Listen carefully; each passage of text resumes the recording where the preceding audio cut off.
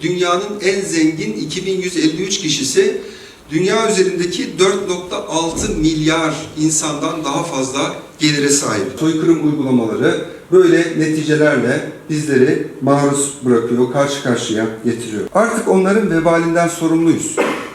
Kamplara kapatılan çocukların meçhul geleceğinden, açlıktan hayatlarını kaybeden çocukların ızdırabından, gecenin karanlığında bir karton üzerine kıvrılan çocukların gördüğü kabuslardan, 6,3 milyon kadın ve kız çocuğundan bahsediliyor. Gerçekten çok ar edilmesi gereken bir durum. Bugün 15 Ramazan Dünya Yetimler Günü. İslam İşbirliği Teşkilatı'nın 2013 yılında aldığı karar sonrasında bugün 13. kez Dünya Yetimler Günü'nü idrak ediyoruz. Geçen sene olduğu gibi bugünle birlikte Rami Kütüphanesi'nin sıcak ev sahipliğinde sizleri selamlamak ve bu önemli gün vesilesiyle yetim çocuklarımızın seslerini duyurmak istedik. Vakfımız bu sene 15 Ramazan Dünya Yetimler Günü'nde Savaş ve Çocuk başlıklı bir rapor hazırladı. Ben şöyle göstermiş olayım. Yetim Vakfımızın hazırladığı Savaş ve Çocuk raporu çıkışta da inşallah takdim edeceğiz sizlere. Bu raporun takdimiyle birlikte kıymetli eseri yayına hazırlayan öncelikle Rahşan Tekşen hanımefendiye ve ilgili komisyona teşekkürü bir borç biliyoruz. Çünkü uzun vakit alan kıymetli bir araştırma mahsulü eser oldu. Yetim, öksüz, sosyal yetim yavrularımız ve yetim annelerimizle ilgilenen bir ihtisas kurumu olarak Yetim Vakfımız, başta ülkemiz, Filistin, Suriye, Arakan, Lübnan, Yemen, Afganistan olmak üzere toplam 48 ülkede faaliyet göstermektedir. 2024 yılı Ocak ayında vergi muafiyeti statüsü kazanan vakfımız, yine geçen sene 400 bini aşkın bağışçısıyla 3,6 milyonu aşkın yetim, öksüz, sosyal yetim ve ihtiyaç sahibi kardeşlerimize destek sağlamıştır.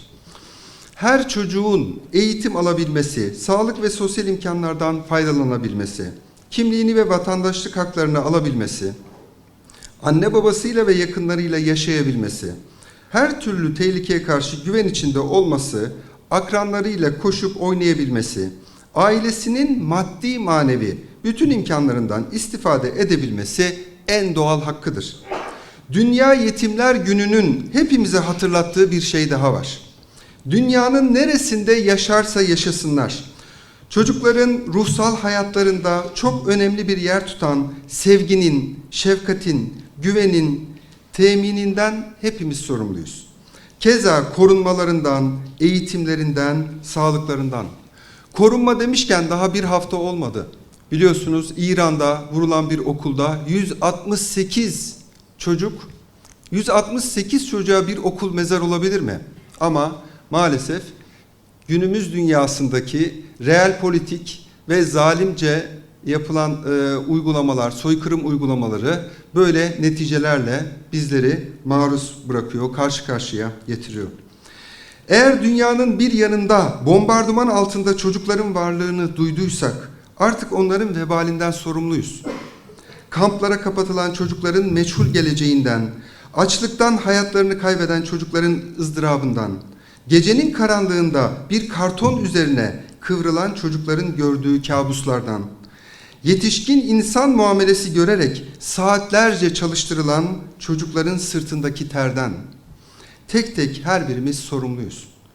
Ve tekrar söylemek gerekirse Dünya Yetimler Günü bize bu sorumluluklarımızı hatırlatması açısından senede bir kez değil, mana itibariyle her gün ifa edilmesi gereken önemli bir gündür. Kıymetli misafirler, bugün sizlere takdim ettiğimiz ve içerisinde Savaş ve Çocuk raporumuzdan verilerin de bulunduğu spot cümlelerden bazılarını sizlerle paylaşmak istiyorum. Yani bu her bir cümle bir spot olarak düşünülebilir. Yaşadığımız dünyada 8 milyarlık insan topluluğunun 2,5 milyarını çocuklar oluşturuyor. Bu çocukların en az 1 milyarı yetim, öksüz ve sosyal yetim statüsünde bulunuyor. Dünya üzerinde her 5 çocuktan biri çatışma ve felaketlerden etkilenen ülkelerden birinde yaşıyor. Yani 600 milyonun üzerindeki çocuk şu anda ateş hattında ve felaketlerin yaşandığı coğrafyalarda bulunuyor. Oxfam verilerine göre dünyanın en zengin 2153 kişisi 4,6 milyar kişiden daha fazla gelire sahip. Ve düşünebiliyor musunuz? 2153 kişisi, dünyanın en zengin 2153 kişisi dünya üzerindeki 4,6 milyar insandan daha fazla gelire sahip. Ama gerçekten çok enteresan, her gün 22 bin çocuk açlık ve yoksulluktan hayatını kaybediyor. Böyle bir dünya nasıl bir dünya? 400 milyona akut olmak üzere 1 milyar çocuk çok boyutlu yoksullukla yüz yüze. 200 milyona aşkın çocuk çalışmak zorunda. Bir o kadarı da sokakların insafına terk edilmiş durumda. Dünya üzerinde %41'i çocuk olmak üzere 122 milyon mülteci bulunuyor. Bu 50 milyona aşkın çocuk mülteci anlamına geliyor. 50 milyona aşkın çocuk mülteciyle aynı gök kubbeyi paylaşıyoruz. Dünya Çalışma Örgütü 2025 yılı rakamlarına göre 49,6 milyon kişi modern köleler olarak insan kaçakçılarının eline düşmüş durumdalar. Bunun 35,2 milyonlu kadın ve kız çocukları özellikle oluşturuluyor. Maalesef fuhuş yaptırılan 6,3 milyon kadın ve kız çocuğundan bahsediliyor. Gerçekten çok ar edilmesi gereken bir durum. Bu durumda bize gösteriyor ki Epstein gibi vakalar aslında buz denizinin sadece görünen bir yüzü. Yani dünya üzerinde çocuklar üzerinden maalesef çok ciddi ahlaksızlıklar devam ediyor. Dünya üzerinde yetimhanelerde yaşamak zorunda kalan çocukların sayısı 7 milyonu aşmış durumda. Ve bu çocukların çok az bir kısmı 3 öğün yemek yiyebiliyorlar. Çok az bir kısmı düzenli eğitim hayatlarına, okul hayatlarına devam edebiliyorlar. Afrika'da, özellikle Sahra Altı Afrika'da 30 milyondan fazla AIDS yetimi olduğu tahmin ediliyor. AIDS hastalığından dolayı yetim kalan çocuklar. Devletler 2024 yılında silahlanmaya 2,7 trilyon dolar harcamış. 2,7 trilyon dolar silahlanma için dünya ülkelerinin 2024'te harcadığı para. Bu miktarın 10.000'de birini sokakta yaşayan çocuklar için kullanabilsek aslında herkesin sıcak bir yuvası olmuş olacak. Dünyanın savaş oyununa tam 250 bin çocuk silah altına alınarak katılıyor maalesef. Dünyanın 30'dan fazla ülkesinde 250 bini aşkın çocuk silah altına alınmış durumda. Boyundan büyük silahlarla cephelere sürülen, cephelerin en ön hatlarına sürülen çocuklar. Dünya son 30 yılda savaşsız bir sene geçirmemiş. Ve şu anda 2. Dünya Savaşı'ndan sonra en yüksek seviyede bulunuyoruz. Yani savaş, çatışma anlamında en yüksek seviyedeyiz. 2000 ila 2025 yılları arasında 125 milyonu aşkın çocuk savaş ve şiddet nedeniyle ebeveynlerinden en az birini kaybetmiş. Yani ya yetim kalmış ya da öksüz kalmış. Bu sayı küresel çocuk nüfusunun önemli bir bölümünü doğrudan etkileyerek insani krizlerin nesiller boyunca süreceğini maalesef bize gösteriyor. 2025'te dünya genelinde 234 milyon çocuğun çatışmalar nedeniyle eğitim hayatları etkilenmiş. 85 milyon çocuk ise hiç eğitime, yani okula erişememiş 2025 yılında. 2010 ila 2022 döneminde dünya genelinde zorla yerinden edilen çocukların sayısı da maalesef 3 kat artmış. Bu arada okuldan uzaklaştırılan, okul göremeyen çocuklar, Gazze'li çocuklarımız mesela 800 bin Gazze'li çocuk 3. yıldır okula gidemiyor. Çünkü okulları yıkıldı. Mevcut kalan, ayakta kalabilen okullarda ise aileler yaşamlarını idame ettirmeye çalışıyor. Evet, Filistin, Doğu Türkistan, Sudan, Arakan, Ukrayna, Afganistan, Yemen, Etiyopya, Keşmir, Kongo, Somali ve daha birçok ülkenin çocukları ya silahların gölgesinde ya da silah altında, ya zindanlarda, ya çocuk mülteci kamplarında, ya bombardıman altında ya da sığınaklarda her türlü haklarından mahrum, açlık ve yoksulluk içerisinde hayata tutunmaya çalışıyorlar. 2025 yılı silahlı çatışmaların yoğunlaştığı ve çocukların bu çatışmalardan en ağır şekilde etkilendiği dönemlerden biri olarak kayda geçti. UNICEF verilerine göre yaklaşık 473 milyon çocuk, yani dünyadaki çocukların yaklaşık %19'u çatışmalardan etkilenen bölgelerde yaşıyorlar. Bu oran modern tarihte çocukların çatışma ortamında yaşama düzeyinin en yüksek seviyelerinden birini gösteriyor. UNICEF 2025 yılı çatışma altındaki çocuklar açısından tarihin en kötü yıllarından biri olarak tanımlıyor. Çatışma bölgelerinin sayısının 2. Dünya Savaşı'ndan bu yana en yüksek seviyeye ulaşması da oldukça manidar. Silahlı çatışmalarda çocuklar ebeveynlerini kaybediyorlar, ağır yaralanmalar ve kalıcı sakatlanmalarla karşılaşıyorlar. Zorla silahlı gruplara katılmak, cinsel istismara maruz kalmak ve temel yaşam hizmetlerinden mahrum kalmak gibi sonuçlar da yine çocuklar için maalesef. Ayrıca okulların, hastanelerin, yerleşim alanlarının hedef alınması, çocukların güvenli alanlara erişimini büyük ölçüde ortadan kaldırıyor. Bu durum yalnızca çocukların fiziksel güvenliğini değil, aynı zamanda psikolojik gelişimlerini ve uzun vadeli toplumsal uyumlarını da ciddi bir biçimde olumsuz etkiliyor. Kıymetli misafirler, 77 yılı aşkın bir süredir İsrail işgal ve vandallıklarına muhatap olan Filistin, malumunuz olduğu üzere 7 Ekim 2023'ten beri tarihin gördüğü en ağır soykırım ve apartheid uygulamalarına maruz kaldı. Dünyanın değer olarak kabul ettiği, Birleşmiş Milletler'in temel kuruluş felsefeleri sayılan metinlerin tamamı geride bıraktığımız 1,5 yıl içerisinde defalarca yok sayıldı. Evrensel İnsan Hakları Beyannamesi, Çocuk Hakları Sözleşmesi, Soykırım Sözleşmesi, Roma Sözleşmesi'ne atıfla insanlığa karşı suçlar, Cenevre Sözleşmeleri sadece kağıtlar üzerindeki değersiz metinler haline geldi. Yani Gazze'de 2,5 yıldır yaşananları Türkiye ile ölçeklendirmek istersek, Türkiye'ye uyarlamak istersek nasıl bir manzarayla karşılaşırız? Şöyle, 86 milyon nüfuslu ülkemizde 3,5 milyon kişinin şehit olduğunu Gazze ile ölçeklendiriyoruz. 3,5 milyon kişinin şehit olduğunu, 7,5 milyon kişinin yaralandığını, 1,2 milyon çocuğun yetim kaldığını ve tüm ülkenin Konya ve Sivas illerine sıkıştırıldığını düşünebilirsiniz. Yani Gazze ile empati yapmak istersek Türkiye'miz üzerinden meseleyi bu şekilde okuyoruz.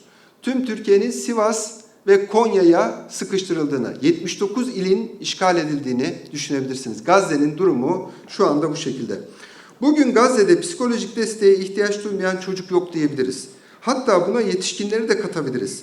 Çocuk Hakları Sözleşmesi ile çocuklara vaat edilen ne varsa işgalci askerlerin postalları altında ezilmekte. Hatta henüz doğmamış embriyo halindeki çocuklara bile soykırım yapılmakta. Biliyorsunuz Gazze işgal edildiğinde 50 bin ila 60 bin hanımefendi hamileydi Gazze'de. Daha annesinin karnındaki çocuklara soykırım uygulamaları yapıldı. Yani Gazze, çünkü anne yapı olarak çocuğa aktarıyor. Korkularını aktarıyor, bombardıman düştüğündeki heyecanını aktarıyor, saklanmalarını aktarıyor. Çocuk aynen annesi gibi o korkuyu, o sıkıntıyı anne karnında olmasına rağmen yaşıyor. Dolayısıyla Gazze öyle bir yer ki anne karnındaki çocuklara bile zulüm ve soykırım uygulamalarının yapıldığı bir yer maalesef. 18 yıldır havadan, karadan, denizden İsrail ablukası altında olan Gazze'li çocuklar şimdi sadece eğitim, sağlık, barınma, gıdaya erişim ve güvenli sosyal çevre mahrumiyeti yaşamıyorlar. Batı dünyasının tedarik ettiği silahlarla yapılan bombardımanlarda hayatta kalma ve kurşunlara sobelenmeme endişesi de taşıyorlar. Çin yönetimi ebeveynleri gözaltına alınan, tutuklanan veya çeşitli gerekçelerle özgürlüklerinden mahrum bırakılan Doğu Türkistanlı çocuklarımızı, yavrularımızı dezavantajlı grup olarak tanımlıyor ve bu çocukları devlet kontrolündeki kurumlara yerleştiriyor.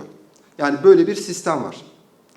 Doğu Türkistan'da yetimhane, melek evleri ve yatılı okul adı altındaki çocuk toplama kamplarında sayıları 2 milyon aşan çocuk, ebeveyn ve diğer aile bireylerinden mahrum, başta din, dil olmak üzere kültürel ve sosyal bütün haklarından mahrum bir şekilde asimile edilmektedir. Bu merkezler yüksek duvarlar, dikenli teller ve jiletli teller, sürekli gözetim sistemleriyle çevrili, çocukların aileleriyle iletişim kurmaları yasak. Doğu Türkistanlı çocukların isimleri değiştirilmekte, çocuklar Çinli ailelere evlatlık verilmekte, yine kısırlaştırıcı ilaçlar verilen çocukların organları çalınmakta, beyin yıkama programlarına tabi tutulmaktadırlar. Sudan'da ise çatışmaların en ağır etkileri çocuk ve kadınlar üzerinde görülüyor. Milyonlarca çocuk çatışmalardan doğrudan etkilenmiş, evlerinden zorla çıkarılmış, ciddi insani risklerle karşı karşıya kalmıştır. Sudan, çatışmalar nedeniyle çocuk ölümleri ve yaralanmalarının en yüksek olduğu ülkelerden biridir. Nisan 2023'ten bu yana devam eden çatışmalar sonucunda 4 milyondan fazla çocuk zorla yerinden edilmiş. Sudan'daki krizi dünyanın en büyük çocuk yerinden edilme krizlerinden biri haline getirmiştir. Yerinden edilen çocuklar yalnızca güvenli barınma imkanlarından değil, aynı zamanda eğitim, sağlık hizmetleri ve temel yaşam ihtiyaçlarına erişimden de mahrum kalmışlardır. Hali hazırda 8 milyon çocuk Sudan'da okula gidememektedir. Arakanlı çocuklar ise bir vatan, bir kimlik özlemiyle kah mülteci kamplarında, kah Naf Nehri'nin bataklıklarında aç, susuz hayatta kalmaya çalışıyorlar. Onlar umutsuzluğa doğuyorlar. Zira gözlerini açtıkları dünya böyle bir yer. Yine Ukrayna'da 2022 yılından bugüne her iki taraftan 500 bine yakın asker ölürken 11 milyona yakın Ukraynalı ülke içinde ya da ülke dışına göç ederek yer değiştirmek zorunda kalmış. Bu süreçte 60 binden fazla Ukraynalı çocuk yetim kalmıştır. Bu veriler ve çocuklara ilişkin gerçekler bizlere muhakkak çok şeyler anlatıyor. Görüyoruz ki onlar küçücük omuzlarında bütün bir insanlığın yükünü taşımak gibi ağır bir vazifeyi icra ediyorlar. Bu yükü onlara yüklemek çok fazla değil mi? Kıymetli misafirler, Yetim Vakfı olarak gözlerimizin nuru çocuklarımızı pusulamız, en karanlık gecelerde yolumuzu aydınlatan gül yüzlü kandillerimiz olarak görüyoruz. Çünkü onların gönüllerinde kötülük olmaz. Saf ve tertemizdir çocuklarımız. Kutsal emanetlerimizdir yavrularımız. Kıymetli misafirler, sözlerimi Gazze'nin yarınları olarak gördüğümüz yetim çocuklarımızın desteklenmesi için başlattığımız sponsorluk çalışmasının duyurusuyla tamamlamak istiyorum. Hemen ekranda gördüğünüz çocukların hayalleri var. Tıpkı temsil ettikleri yeryüzündeki milyonlarca çocuk gibi onlar da geleceğe dair hayal kurmaya çalışıyorlar. Geleceğe dair hayallerinin peşinden koşmak istiyorlar. Biz de aslında bugün bir tabloyu sizlerle beraber paylaşmak istedik. Maalesef yeryüzü her geçen gün daha zor oluyor. Daha zor şartlarla karşı karşıya kalıyoruz. Sadece bizim için değil, sadece çocuklar için değil, tüm insanlık için yeryüzü her zamankinden çok daha zor günlere doğru gidiyor. Özellikle bizler de sivil toplum kuruluşları olarak bu konuya dikkat çekerek hep birlikte yeryüzünü daha güzel yaşanabilir ama daha önemlisi çocuklara yaşanabilir bir dünyayı bırakmanın peşindeyiz. Ama maalesef bu çok mümkün olmuyor. Daha henüz yeni önümüze gelen haberlerle beraber yaşadığımız acılar maalesef her geçen gün katlanmaya devam ediyor. Ve bugün keşke biz buraya geldiğimizde sizlerle beraber şunu konuşabilseydik. Çocuklarımızın hayallerini, çocuklarımızın ailelerle alakalı yaptığı işleri, eğitimleriyle alakalı, mutluluklarıyla alakalı çok güzel şeyleri keşke paylaşabilseydik. Ama maalesef yaşadığımız dünya buna çok müsaade etmiyor. Ve birileri bunu maalesef her geçen gün büyütmeye devam ediyorlar. Düşünün sırf hırslarından ve menfaatlerinden dolayı 168 tane çocuğun eğitim gördüğü bir yeri hunharca katledebiliyorlar. Arkalarına bile bakmadan. Biz bunları paylaşmak zorundayız. Biz bunları anlatmak zorundayız.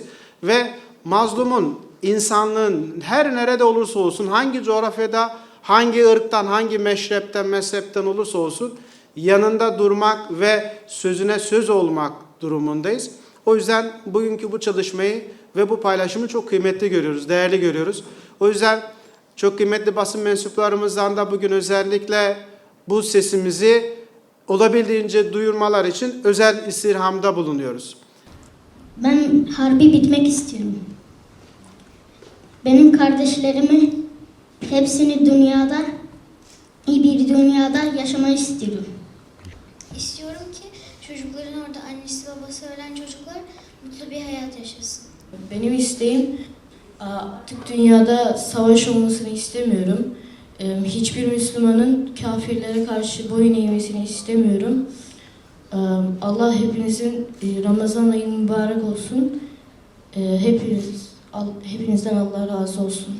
Savaşlar bitsin, insanlar ölmesin, çocuklar yaşama hakkını kaybetmesin, çocuklar yetim kalmasın, dünya hepimize yeter.